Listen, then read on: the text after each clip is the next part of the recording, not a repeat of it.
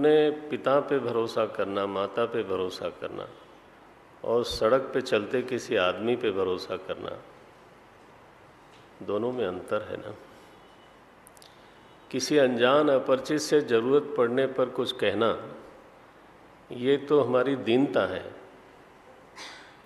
लेकिन अपने माता पिता से कुछ कहना ये अधिकार है, ये हक है। पूज्य स्वामी करपात्री जी महाराज बोलते थे, जो लोग भक्ति करते हैं वो ईश्वर से अधिकार से मांगते हैं, और जो लोग ज़रूरत पड़ने पे मांगते हैं वो अधिकार से नहीं मांगते। हाँ, क्या मन में आता है आपके? वो भिखारी हैं, वो भक्त नहीं है। भक्त का अधिकार होता है, भिखारी का अधिकार नहीं होता है। भक्ति क्या हुई फिर? भरोसा तो है, लेकिन एक संबंध भी होवे। तो हमें तो ऐसा ही समझ में आता है कि प्रभु के साथ संबंध की अनुभूति भक्ति है। विचार करिएगा इस पर। संबंध की अनुभूति भक्ति है, और उस संबंध की अनुभूति जितनी प्रगाढ़ है उतनी भक्ति है। एक हम लोगों के मानस का एक रहस्य है। भक्ति क्या है? एक इमोशन है, एक भावना है। भावना बिना संबंध के नहीं होती। भावना is a by product of relationship. आप रेलवे स्टेशन पे उतरते हैं, सैकड़ों सैकड़ों लोग आपके आसपास होते हैं, आपके मन में कौन सी भावना आती है? Zero, because you don't have any relation. लेकिन उसमें एक आदमी परिचित मिल गया, हाँ, अरे देखते ही भाव जगता है, अरे तुम भी थे, इसी ट्रेन में थे, ऐसा मन में आता है। तो जहाँ संबंध का अनुभव है, बस वहीं पे भावना का प्रवाह हो जाता है। संबंधानुभूति ना होवे तो हम तो फिर थोड़ा स्वार्थी भी हैं, भिखारी भी हैं, वहाँ कोई अधिकार नहीं है।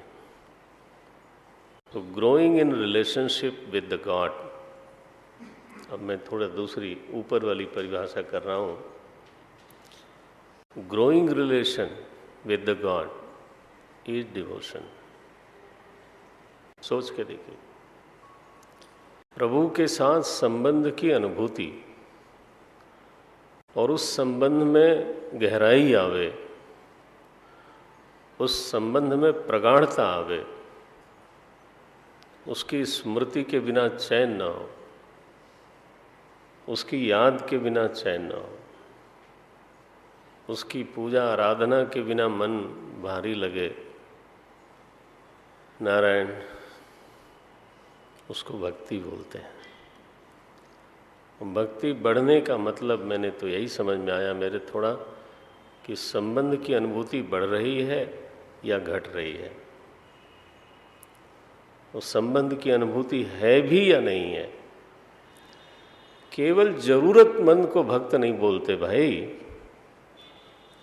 जरूरतमंद तो पूरी दुनिया है, भिखारी सारी दुनिया नहीं। कुछ लोग भिखारी हैं, कुछ लोग भक्त हैं। जो भक्त है वो क्यों भिखारी है? उसको क्यों भिखारी कहा जाएगा?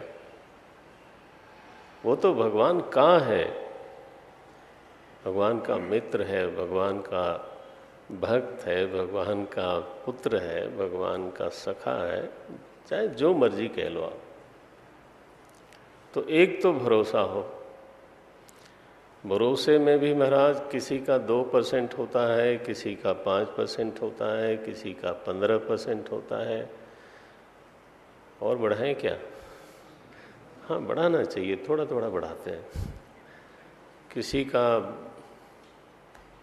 30% कर देते, काफ़ी है ये। लोग कहते हैं केवल ईश्वर के भरोसे नहीं चलता स्वामी जी। क्या बहुत बढ़िया। और किसका किसका करें बताओ। कहीं कहीं दांस निहोरे, तुलसी बाबा ने कहा मैं किसके किसके दरवाजे पे सिर पटकूं।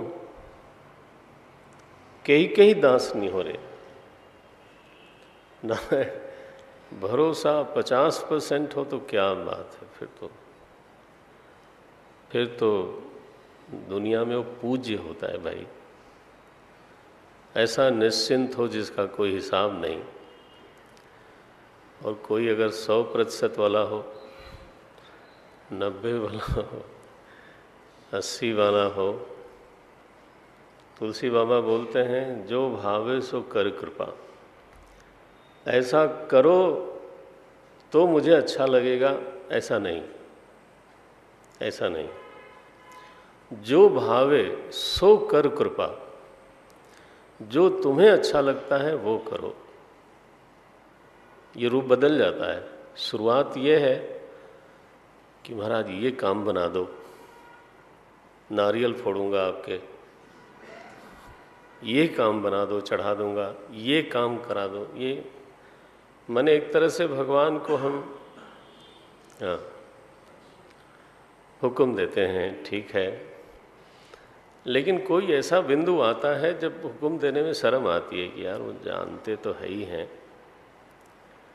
और कोई तुलसी हो, कोई नानक जी हो। नानक जी ने एक पद लिखा, तेरा बहाना मीठा लगे। आप जो करते हो वो मुझे स्वीकार है ऐसा नहीं, आप जो करते हो मुझे मीठा लगता है। भक्ति का ये भी एक स्वरूप है।